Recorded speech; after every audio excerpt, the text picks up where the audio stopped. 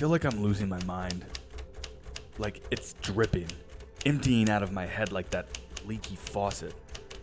My hands are clammy, my hair soaked with sweat. I have to admit, working here, it seems like it should be a lot easier. But after what I saw today, it made me realize something. This job isn't for the faint of heart, is it?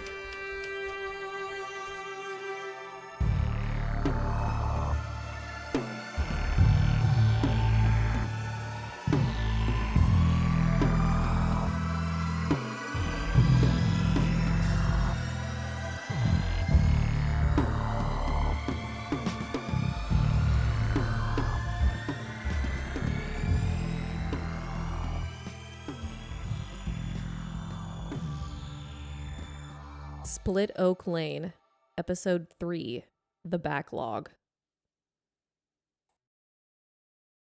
Split Oak was restless today.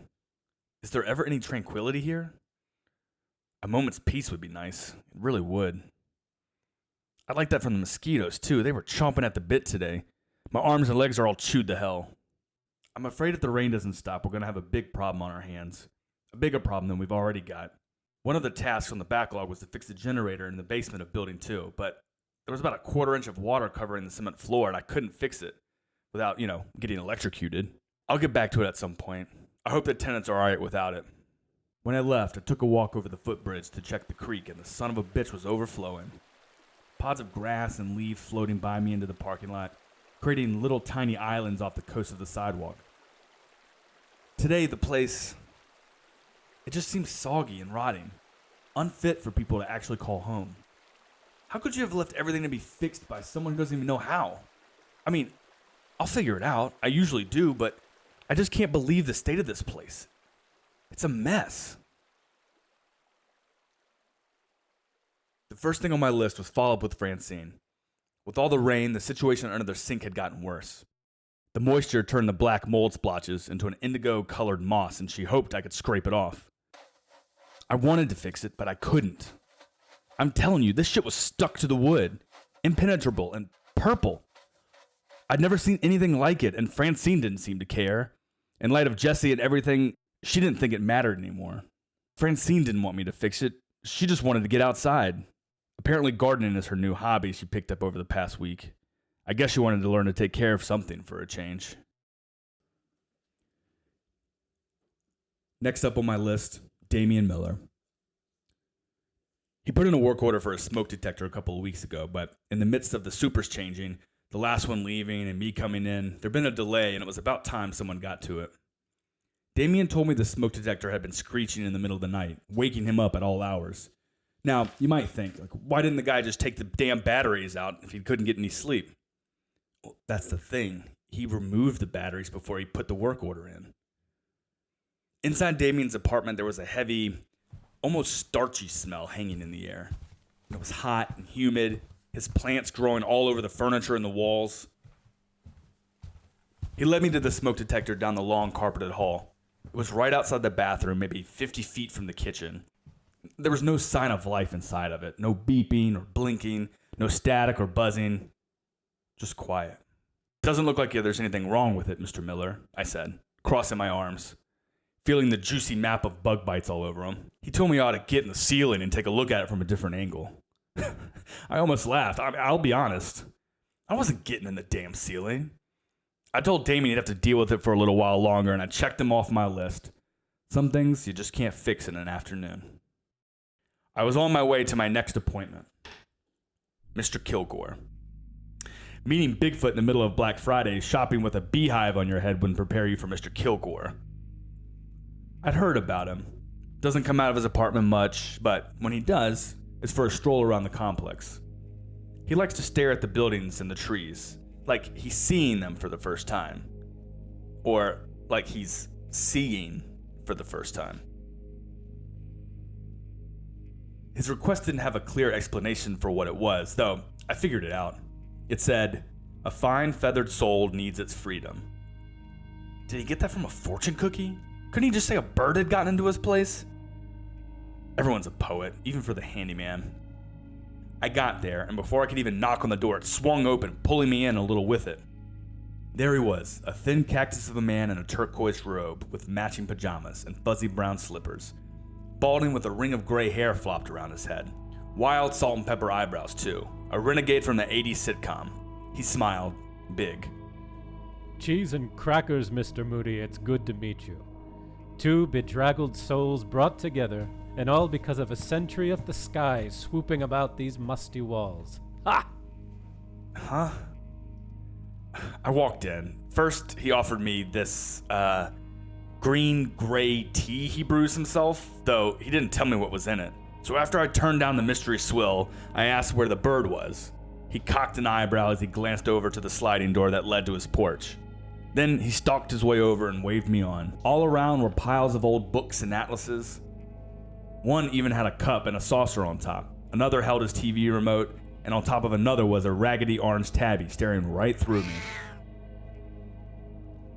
Then Kilgore stuck his fist in the air, soldier-like. This guy was really playing the part. I kinda liked it. Today was a fucking slog, and I needed a good show. He pointed to the upper right corner of his drape, and out of the curtain rod hopped a tiny goldfinch. Kilgore launched into something like he'd been preparing it. She's a wondrous little thing, isn't she? So full of verve. You never truly appreciate our feathered friends until they're bound up in a space that wasn't meant for them. I'll miss her when she's gone, but it is time for her to go. I wasn't sure how to lob that one back. He was a funny little guy. Erudite, Benny might say. Probably well-read and used to putting things in ways that stick with people, or make them go, huh? I brought a burlap sack with me, so I opened it, tiptoed with those Frankenstein feet of mine, and then Kilgore put his hand on my arm. He whispered, Dear boy, that creature may be common, but it is no less majestic. Are you sure you want to dim its day with the trauma of a sack? I told the old man it was the best I could do. If you must, dear boy, you must. I'll yield to brute efficiency for now, but treat her right. I crept closer, opening the bag wider. Then came Kilgore again. Gently. Don't lunge. Reach. I reached up slowly. Then the finch hopped and startled me, which startled the tabby, which startled Kilgore. The cat yowled and flew off the stack of books, which crashed to the floor, and Kilgore yelled, Bendix, you naughty thing. The finch then took off from the curtain rod and straight into the sack. I tied it up as quick as I could. She was mine, but then came Kilgore, flailing after the cat, and she clawed up the drapes, and It wasn't my fault. Between the geezer and the cat and the bird, I got all mixed up and I fell right on top of the sack. The room got silent. Even the fucking cat took a pause. I got up and I opened the bag.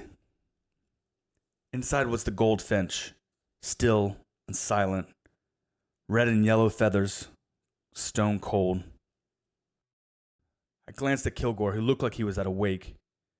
He walked over and he put his hand on my shoulder and started to apologize. Which was bullshit, really. This whole afternoon was. I pushed my hand away and he told me, Stop for a moment to acknowledge the light that has just gone out, meek though it may be. the bird would have been fine if you and your cat had been breathing down my neck. Your animal, by the way, that I hope you have a pet waiver for because it's making the whole place smell like piss. There's no need for anger. That only made my blood boil more. I run this place, and no tenant, old or wise or otherwise, was going to tell me what to do, especially since I had a formerly living thing to dispose of now. I stormed out of the open front door, but I could hear the shuffle of slippers on the carpet behind me. Don't go. I think she had reasons for bringing us together today, so we should pay proper respect. It's a bird, it was an accident, and I'm done. I snapped. My boots were now clomping on the concrete outside, drowning out the performance behind me. Haste, Mr. Moody. That's the rub, the haste. It draws the curtain over the eyes. I kept going, toward the forested part of the complex, and I didn't look back. I didn't care what his hallmark philosophy had to say. It was supposed to be simple, and it got stupid real quick.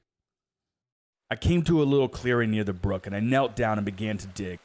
I made a hole about a foot deep and I put the Finch down inside of it. And then its leg twitched. I froze.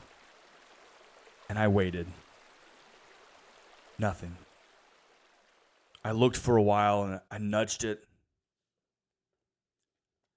Nothing. It's just... I covered it up. I couldn't stand to look at it anymore. I took some of the dirt and pushed it over its little body and...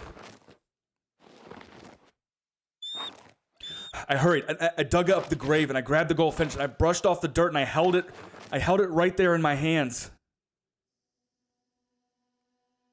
A few seconds passed, a minute maybe, or several. I felt eyes on me, and when I looked up, I saw the crawlers watching me from the trees, their colors as bright as the goldfinch. My anger rose. Anger over Kilgore, and anger that I was mourning a dead bird, and that my senses were messing with me again. Had I imagined the chirp? The kicks of life? I couldn't tell. I put the bird back in its final resting place and I covered her up again. Then put a small blue pebble on the grave, like Benny when he buried Edgar, his pet lizard. Seemed like the right thing. And then I sat. This place. It was supposed to just be a job. Something to make ends meet until I could make ends meet somewhere else. But I have this feeling I don't want to belong here, but it feels like I've never been anywhere else. I looked down at the log and checked off Kilgore's name. I scanned the rest of the list.